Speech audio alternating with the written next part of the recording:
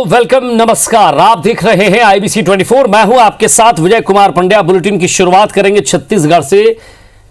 जिन लोगों ने भी अपना अभी टीवी खोला है या लोग जो पहले से आईबीसी 24 देख रहे हैं, जरा इस खबर को ध्यान से देखें और सतर्क भी रहें। बात छत्तीसगढ़ की कर रहा हूं, जरा ध्यान से देखिएगा। छत्तीसगढ़ में डराने वाले आंकड़े हैं। छत्तीसगढ़ में 24 घंटे में 1525 कोरोना मरीज, बड़ा आंकड़ा। छत्तीसगढ़ में इस 24 घंटे में 12 लोगों की मौत हो गई है। एक बार फिर से आपको बता रहा हूं, 24 घंटे में 12 लोगों की मौत। छत्तीसगढ़ में आज 527 मरीज डिस्चार्ज भी हुए हैं, लेकिन आंकड़ा आप देखिए कितना बड़ा है। दुर्ग में सबसे ज्यादा 468 पॉजिटिव केस। 17 दिसंबर के बाद पहली बार 1500 के पार यह आंकड़ा गया है। छत्तीसगढ़ में अब तक 3962 मरीजों की मौत हो चुकी है। तो एक्टिव मरीजों की संख्या की बात करें तो फिलहाल प्रदेश में 9205 एक्टिव मरीज हैं।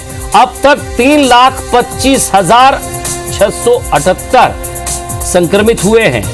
अब तक 3,12,511 मरीज ठीक भी हुए हैं। लेकिन एक बार फिर से आज का आंकड़ा ग्राफिक्स के जरिए आपको फिर बता रहे हैं, 1525 मरीज, 527 ठीक, लेकिन 12 लोग इस बीमारी से ये दुनिया छोड़कर चले गए।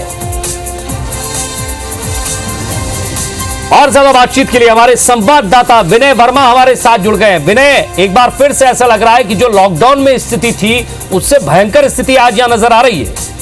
देखिए, बिल्कुल सही आपने कहा। और ये जो 17 दिसंबर के बाद में पहली बार ऐसी स्थिति बनी है कि आंकड़े वो 1500 के पार गए हैं। उससे भी बड़ा खतरनाक आंकड़ा ये है कि अब रायपुर से कहीं ज्यादा दुर्ग में जिले में मरीज की संख्या है। और आज जो संख्या बता दे रहे हैं आपको, 349 नए मरीज मिले हैं रायपुर में और 468 नए मरीजों की पुष्टि हुई है दुर्ग में। आंकड़ा दुर्ग के लिए भी चिंताजनक है, लेकिन रायपुर में इस तरह से आंकड़े और पूरे छत्तीसगढ़ में जिस तरह से अन्य जिलों में आंकड़े बढ़ते जा रहे हैं, स्वास्थ्य विभाग इसको लेकर चिंतित है। और बड़े आला अधिकारियों की बैठक के बाद में, जिला स्तर पर बैठक के बाद में ये आंकड़े कम नहीं हो पा रहे हैं, इन पे लगाम नहीं लग पा रहा है। इनके विनय, आपको यहां रोक रहा हूं। लगातार चालानी कार्रवाई हो रही है, लोगों से मास्क लगाने की अपील की जा रही है, साथ ही साथ दूरी बनाने की अपील की जा रही है, सैनिटाइजर का इस्तेमाल करने की बात की जा रही है, लेकिन मरीज लगातार बढ़ रहे हैं। क्या समझे, जांच ज्यादा हो रही है, जांच की संख्या बढ़ गई है, या फिर लोग ज्यादा मिलनसार होने लगे? देखिए, बिल्कुल जैसे ही जो वैक्सीनेशन का सिलसिला शुरू हुआ, लोग बिल्कुल जो कोरोना को हल्के में लेने लगे और जो सांस्कृतिक, सामाजिक और जो राजनीतिक आयोजन है वो लगातार होने लगे, जिसके कारण से लोगों में डर समाप्त हो गया और संक्रमण का जो दायरा है वो बढ़ता गया। लेकिन लोग ये नहीं समझ पाए कि जो वैक्सीनेशन का जो दायरा है, जो क्राइटेरिया है, वो केवल बुजुर्गों, फ्रंटलाइन वर्कर, हेल्थ वर्कर और जो 45 से 60 के बीच में कोमॉर्बिड लोग हैं वो। लेकिन जो आज जो रिसर्च सामने आई है उसमें ये कहा गया है कि जो सबसे ज्यादा मोबिलाइज होते हैं 20 से 45 साल के युवक, उन्हें अभी कोरोना का संक्रमण होता जा रहा है। उसी कारण से वो एक कैरियर के रूप में, क्योंकि उनका इम्यूनिटी सिस्टम जो बहुत स्ट्रांग रहता है। सरकार क्या कह रही है या स्वास्थ्य विभाग क्या कह रहा है?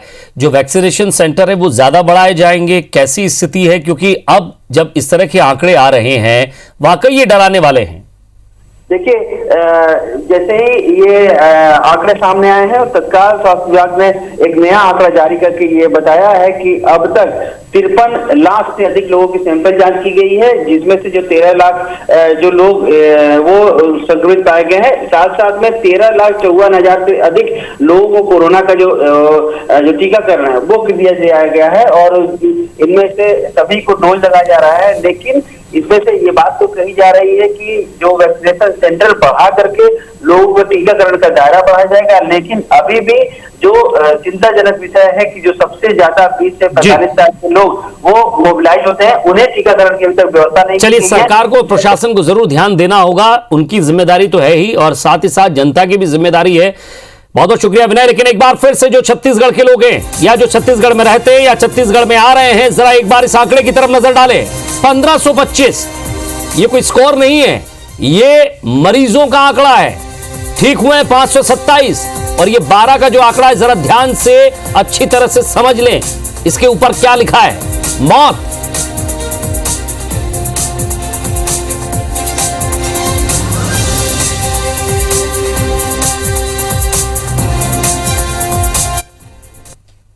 अब जरा मध्य प्रदेश को भी देख लीजिए। सीधे से मैं पहले कहूंगा ग्राफिक्स चलाइए जरा आप। 1348 नए मरीज, यहां भी लगातार आंकड़ों में बढ़ोतरी।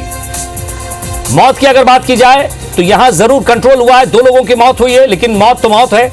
आगे बढ़ते हैं। 754 मरीज ठीक हुए। मध्य प्रदेश में एक्टिव मरीजों की संख्या 8592। मध्य प्रदेश में अब तक 2,77,075 लोग संक्रमित हो चुके हैं। वहीं अब तक अगर हम बात करें मौतों की तो 3,908 लोगों की मौत हो चुकी है। और ज्यादा बातचीत के लिए विवेक पटैया हमारे संवाददाता हमारे साथ जुड़ रहे हैं। विवेक, खुद मुख्यमंत्री उतरे हुए हैं मैदान में, लोगों से अपील कर रहे हैं, हाथ जोड़ रहे हैं, मास्क बांट रहे हैं, बांटने के साथ साथ लगा भी रहे हैं। अब और क्या करे सरकार? देखिए, कोरोना संक्रमण के पीछे सबसे बड़ा कारण लोगों की लापरवाही है, क्योंकि मध्य प्रदेश की राजधानी भोपाल और इंदौर जिस तेजी से के साथ कोरोना संक्रमण बढ़ रहा है, भोपाल में ही लगातार कोरोना संक्रमण जिस तेजी से बढ़ रहा है वो एक लापरवाही का एक बड़ा कारण है। और यही कारण है कि आज भोपाल में इंदौर से ज्यादा एक्टिव मरीज है और पूरे प्रदेश में 8,500 से अधिक जो है कोरोना के एक्टिव केसेस हो गए हैं। और ये सिर्फ लोगों की लापरवाही का एक बड़ा कारण है, क्योंकि ये संक्रमण जितनी तेजी से फैल रहा है वो कहीं ना कहीं बाजारों में लोग मास्क नहीं लगा रहे हैं, सोशल डिस्टेंसिंग का पालन नहीं कर रहे हैं, और इसी कारण ये इतनी तेजी से संक्रमण फैल रहा है। भोपाल में हम देखें तो 1300 से अधिक कोरोना पॉजिटिव केसेस आए हैं। और इसके साथ ही इंदौर में और भोपाल, पूरे प्रदेश में, और इंदौर, भोपाल और बैतूल में हम देखें तो सबसे सर्वाधिक केसेस है। जबलपुर में 100 से अधिक केस है। ये कहीं ना कहीं बता रहा है कि लोग कितने लापरवाह हैं। प्रदेश में जो मौतों का आंकड़ा है वो भी अब जो है 4000 का आंकड़ा छूटते जा रहा है। ये कहीं, हालांकि मौतें अभी टर्नओवर में थोड़ी कम है इस मार्च में जिस तरह तेजी से कोरोना बढ़ा है, लेकिन मौतें कम हो रही है। लेकिन कहीं ना कहीं कोरोना का संक्रमण जिस तेजी से बढ़ रहा है ये कहीं ना कहीं जन चिंता का विषय है। और यही कारण है कि मुख्यमंत्री को, पूरी सरकार को मैदान में उतरना पड़ रहा है, लोगों को समझाना पड़ रहा है, लोगों को अवेयर करना पड़ रहा है, लेकिन लोग मान नहीं रहे हैं। लोग इस कोरोना की गंभीरता को नहीं समझ रहे हैं, संक्रमण की गंभीरता को नहीं समझ रहा है। और यही कारण है कि तेजी से कोरोना प्रदेश में और भोपाल, इंदौर और महाराष्ट्र से सटे हुए जिलों में पैर पसार रहा है। शुक्रिया विवेक इस तमाम बातचीत के लिए। तो मध्य प्रदेश की भी स्थिति देखिए जरा। 1,348, 754 ठीक, और मौत के आंकड़े पर केवल 2।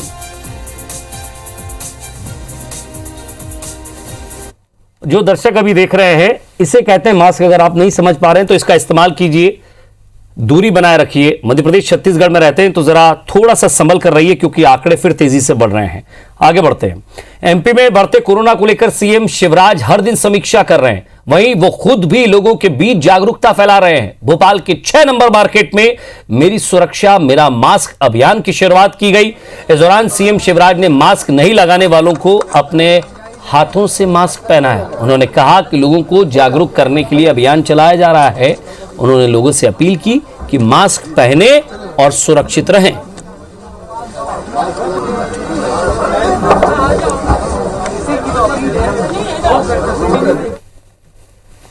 कोरोना की सेकंड वेव में मुख्यमंत्री शिवराज सिंह चौहान लोगों के बीच में पहुंच रहे हैं और मास्क लगाने की अपील जो है वो मुख्यमंत्री के द्वारा लगातार की जा रही है। भोपाल के 6 नंबर मार्केट पर मुख्यमंत्री शिवराज सिंह चौहान निकल कर आए हैं और आप देखेंगे कि इस समय लोगों से चर्चा जो है मुख्यमंत्री की हो रही है और लोगों के मास्क जो है वो मुख्यमंत्री के द्वारा बांटा जा रहा है। सर, बड़ा एक अभियान और लोगों को एक बड़ा संदेश देने की कोशिश। भैया मास्क लगाएं। सर, क्या मैसेज सर? बिल्कुल लग रहा है कि एक अभियान जो है बड़ा तेजी से। सुरक्षा मेरा मास्क, कोरोना से बचना है तो मास्क लगाना है।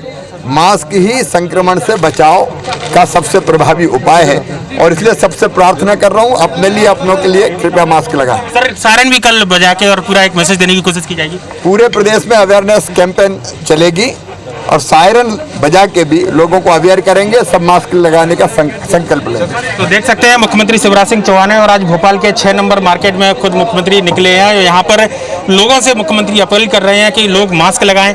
जो लोग मास्क नहीं लगा रहे हैं उनको अपने हाथों से मास्क भी मुख्यमंत्री के द्वारा पहनाया जा रहा है और कल से पूरे मध्य प्रदेश के अंदर सायरन बजाने के साथ लोगों को ये संकल्प दिलाया जाएगा कि मेरा मास्क मेरी सुरक्षा। कैमरामैन रमेश राजपूत के साथ सुधीर दंडोतिया, IBC 24 भोपाल। मध्य प्रदेश की शिवराज सिंह चौहान सरकार ने 1 साल पूरे कर लिए हैं। इस मौके पर सीएम ने प्रदेश की जनता को संबोधित किया। उन्होंने कहा कि कोरोना का खतरा अभी टला नहीं है। सभी ने कठिन परिस्थिति में कोरोना का डटकर सामना किया। आगे भी सावधानी से रहकर मास्क का इस्तेमाल करना है। उन्होंने ये भी बताया कि जागरूकता के लिए कल 2 मिनट का सायरन बजेगा। सभी लोग एहतियात का पालन करें।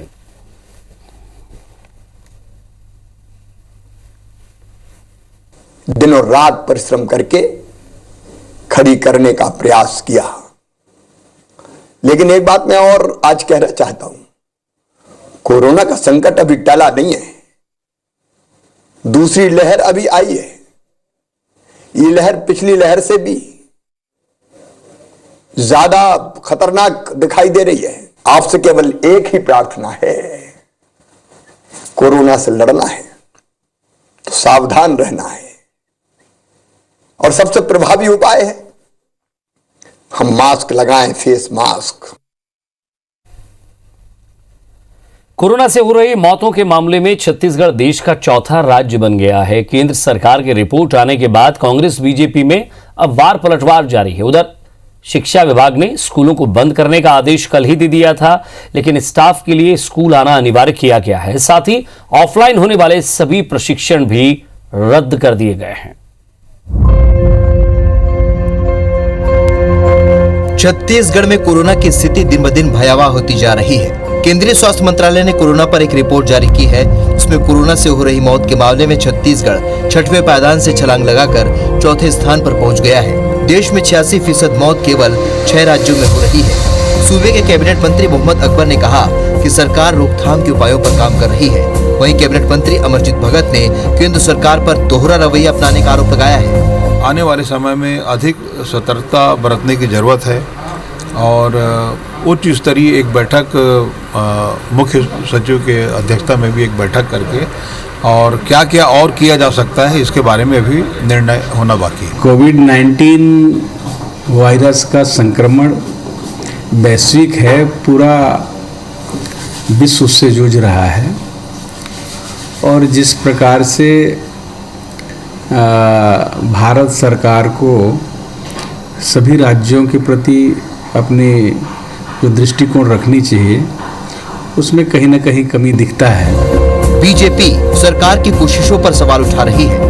पूर्व सीएम रमन सिंह ने रायपुर में क्रिकेट के आयोजन पर भी सवाल खड़े किए हैं, तो पूर्व मंत्री बृजमोहन अग्रवाल ने राज्य सरकार पर गंभीर नहीं होने का आरोप लगाया है। अब 20 हजार की कैपेसिटी में 50,000 को बैठाओगे तो कोरोना का संक्रमण रायपुर और आसपास तो फैलेगा ही। जितनी सावधानी चाहिए वो नहीं रखा गया है, इसका दुष्परिणाम। कोरोना के प्रति छत्तीसगढ़ की सरकार जितनी गंभीर होनी चाहिए उतना गंभीर नहीं है। आज देश के 6 राज्यों में छत्तीसगढ़ का नंबर आना ये इस सरकार की लापरवाही का परिणाम है और इस सरकार को गंभीरता से इस बात को लेना चाहिए। लोगों के जीवन के साथ में खिलवाड़ बंद करना चाहिए। विशेषज्ञ कोरोना की बढ़ती रफ्तार से चिंतित हैं, लेकिन लॉकडाउन को जरूरी नहीं मानते हैं। विशेषज्ञ वैक्सीनेशन पर जोर दे रहे हैं। 45 साल से ऊपर जो जिनको बीमारी है, कोमॉर्बिडिटी है, उनकी है, लेकिन यदि हम इसका दायरा बढ़ा के जल्दी ही बाकी कवरेज शुरू कर दें तो निश्चित तौर पे एक प्रभावकारी कदम होगा और अधिक से अधिक लोग जितनी जल्दी वैक्सीनेशन का लाभ लेते जाएंगे, कवर होते जाएंगे, उतना ही समाज में इन्फेक्शन फैलने का खतरा कम होता जाएगा। छत्तीसगढ़ में रोजाना नए केस के साथ ही एक्टिव मरीजों का आंकड़ा बढ़ता ही जा रहा है, जो सरकार के साथ ही लोगों के लिए भी चिंता का सबब है। Bureau report, IBC 24। Madhya Pradesh में अखिल भारतीय प्रतिनिधि सभा के बाद मध्य भारत प्रांत के पदाधिकारियों ने आज भोपाल में मीडिया से चर्चा की। चर्चा में प्रांत संघ चालक अशोक पांडे ने जानकारी देते हुए बताया कि संघ का फोकस शाखाओं को बढ़ाने पर है, साथ ही मध्य भारत प्रांत में कामकाज की रूपरेखा की तैयार करना है। प्रतिनिधि सभा में तय की गई है कि क्या इसकी रूपरेखा होगी। इसके अलावा राम मंदिर के लिए हुए धन संग्रह को लेकर भी प्रतिनिधि सभा में चर्चा हुई। संघ ने तय किया है कि समाज को और आगे ले जाने के लिए ग्राम विकास, समरसता, कुटुंब प्रबोधन, पर्यावरण, इनकी चिंता करना आवश्यक है। इन कार्यों को और तेज गति से संघ बढ़ाएगा। और मुख्यमंत्री के सख्त निर्देश के बाद भी प्रदेश में अवैध खनन रुकने का नाम नहीं ले रहा है। इन दिनों दतिया में भी कुछ ऐसी ही तस्वीर देखने को मिल रही है। खरेड़ बस स्टैंड पर रामलीला का मंचन चल रहा था, जहां सैकड़ों की संख्या में लोग रामलीला देखने पहुंचे थे। सड़क के दोनों तरफ लोग बैठे हुए थे, मगर यहां ट्रैक्टर किस तरह ओवरलोड और बेलगाम रफ्तार से गुजरते हैं, इसकी मानगी आपको साफ नजर आ रही होगी। थोड़ा भी संतुलन अगर बिगड़ता है तो हादसा हो जाता है। बड़ी बात यह है कि ट्रैक्टर के आगे पुलिस की गाड़ियां भी जाती हुई दिख रही हैं, लेकिन रेत माफियाओं को खाकी का भी कोई खौफ नहीं है। ये कोई पहली घटना नहीं है। इससे पहले सेवढ़ा विधायक कुंवर घनश्याम सिंह भी 14 मार्च को ऐसी ही घटना की गवाह रहे हैं। बीच बाजार में उधर टोड़ा वाली साइड से रोड से एक ट्रैक्टर ट्रॉली आई, रेत बहुत ज़्यादा भरी हुई थी। वो जैसे मेन रोड पे चढ़ा, उसने मोड़ा, ट्रैक्टर उठ गया, आगे के दोनों पहिए उठ गए। काफ़ी देर तक, कम से कम 20-25 सेकंड तक उठे रहे और भीड़ लग गई तमाशबीनों की देखने की। कभी कोई दुर्घटना हो जाए, कुछ हो जाए, किसी चीज़ की परवाह नहीं। सही है, लेकिन लगातार कार्रवाई कर रहे हैं। विगत फरवरी माह में 17 वाहन इस तरह के ओवरलोडिंग और बिना रॉयल्टी पे आए गए हैं, उन पर कार्रवाई की गई है और 6 वाहन फरवरी में राजसात किए गए और 12 वाहन टोटल अभी तक राजसात किए गए और सभी पर प्रकरणों में FIR भी दर्ज कराई जा रही है। कार्रवाई लगातार चल रही है ओवरलोडिंग और बिना रॉयल्टी। और मध्य प्रदेश में इन दिनों सरकारी कर्मचारी से लेकर अफसरों की नजर निकायों पर है, वो मलाईदार पदों की जुगाड़ में है। हालात ये हैं कि ग्वालियर नगर निगम में बाबू इंजीनियर बन गए हैं, क्लर्क जोनल ऑफिसर हैं और इंजीनियर उपायुक्त बन गए हैं। खास बात यह है कि निगम में जो लोग दूसरे विभागों से आए हैं, उनमें से 2 दर्जन से ज्यादा निगम के अफसर दागी हैं। ये रिपोर्ट देखिए जरा। नेता, मंत्री और अफसरों से जुगाड़ लगाकर ग्वालियर नगर निगम में मलाईदार पद लेने वाले अफसरों का ध्यान न तो शहर के लोगों की समस्याओं को निपटाने पर है और न ही निगम का खजाना भरने पर। टैक्स के नाम पर आम आदमी से मोटी रकम वसूल की जाती है। जानकारों की माने तो लोग जितना पैसा निगम में जमा कर रहे हैं, उससे कहीं ज्यादा अफसरों की जेब में जा रहा है। यही कारण है कि निगम के 2 दर्जन अफसरों और कर्मचारियों पर भ्रष्टाचार के आरोप हैं, जिनकी जांच चल रही है। अपात्र व्यक्ति जो है वो पात्रता वाले पद पर बैठ जाएगा, उसका क्या कारण है? सिर्फ और सिर्फ लाभ लेने के लिए और मुझे लगता है भ्रष्टाचार के लिए एक सिस्टम बनाया जाता है। जो भी अधिकारी आता है वो और जो यहाँ के लोकल क्षेत्रीय नेता हैं भाजपा के, उनके साथ सांठगांठ है। नगरीय प्रशासन विभाग साल 2015 में सभी नगर निगमों में पदों का सेटअप बनाकर भेज चुका है। 2016 में तत्कालीन आयुक्त अनय द्विवेदी ने सेटअप का प्लान बनाया था। उनके जाने के बाद निगम फिर पुराने ढर्रे पर आ गया। सब इंजीनियर्स को उपायुक्त, क्लर्क और कर संग्राहकों को भवन सेल का प्रभारी और निरीक्षक बना दिया गया है। PHE स्टाफ को पानी वितरण व्यवस्था देखना चाहिए, लेकिन इंजीनियर, मीटर रीडर निगम में ऊंचे पद पर बैठे हैं, जबकि निगम के इंजीनियर ऑफिस अटैच हैं।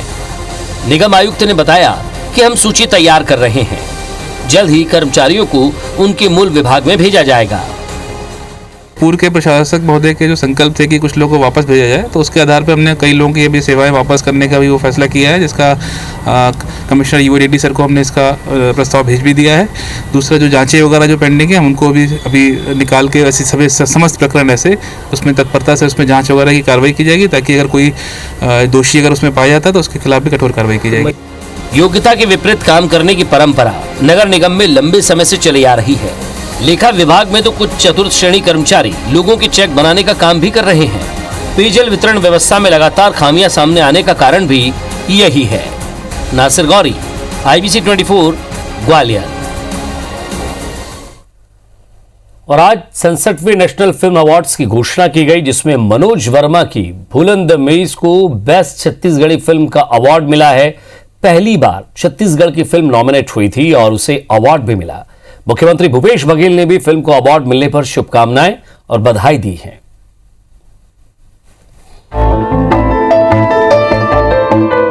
सड़सठवें नेशनल फिल्म अवार्ड्स में भूलन द मेज को बेस्ट छत्तीसगढ़ी फिल्म का अवार्ड मिला। पहली बार छत्तीसगढ़ की फिल्म नॉमिनेट हुई थी और इसे अवार्ड भी मिला। छत्तीसगढ़ के फिल्म मेकर मनोज वर्मा इसके निर्माता हैं और उन्होंने ही इसका निर्देशन भी किया है। हालांकि ये ऑफ ट्रैक मूवी अब तक रिलीज नहीं की जा सकी है। ये फिल्म विख्यात साहित्यकार पदुमलाल पुन्नालाल बख्शी के बेटे संजीव बख्शी के साहित्यिक उपन्यास भूलन कांदा पर आधारित है। भूलन दमेश को कोलकाता में आयोजित नेस अंतर्राष्ट्रीय फिल्म महोत्सव में शोकेस वर्ल्ड सिनेमा अवार्ड भी मिल चुका है। ये फिल्म मुख्य धारा की न होकर ऑफ ट्रैक मूवी है, जो शहरी और ग्रामीण क्षेत्र की सामाजिक और न्याय व्यवस्था के अंतर पर आधारित है। छत्तीसगढ़ में एक पौधा भूलन कांदा पाया जाता है, जिस पर यदि किसी व्यक्ति का पैर पड़ जाए तो वह रास्ता भटक जाता है। वो तब तक भटकता रहता है जब तक कोई उसे छूकर जगा न दे। फिल्म में संदेश दिया गया है कि क्या हमारी न्याय व्यवस्था का पैर भी भूलन कांदा पर पड़ गया है और क्या उसे छूकर जगाने की जरूरत है। फिल्म की शूटिंग गरियाबंद से 30 किलोमीटर दूर भुजिया गांव में हुई थी, जिसमें ओमकार दास मानिकपुरी, मुंबई की अनिमा पगारे, मुकेश तिवारी, राजेंद्र गुप्ता ने मुख्य भूमिका निभाई है। फिल्म में गीत मीर अली मीर और संगीत सुनील सोनी का है, जबकि टाइटल सॉन्ग की म्यूजिक कैलाश खेर ने दी है। इस फिल्म को ऑस्कर में भेजे जाने की मांग भी देश के कई नामचीन फिल्मकारों ने की। भूलन दमेश की तुलना शैलेंद्र के लिखे और बनाए गए मशहूर फिल्म तीसरी कसम से भी की जाती है। इस फिल्म को सम्मान छत्तीसगढ़ का भी सम्मान है। Bureau report, IBC 24।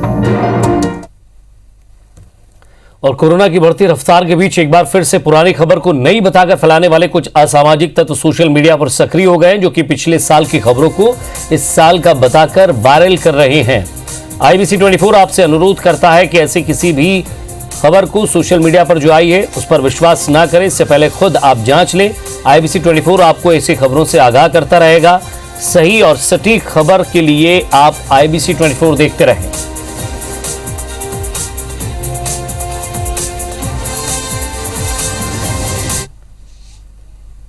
और इसी के साथ फिलहाल इस बुलेटिन में इतना ही।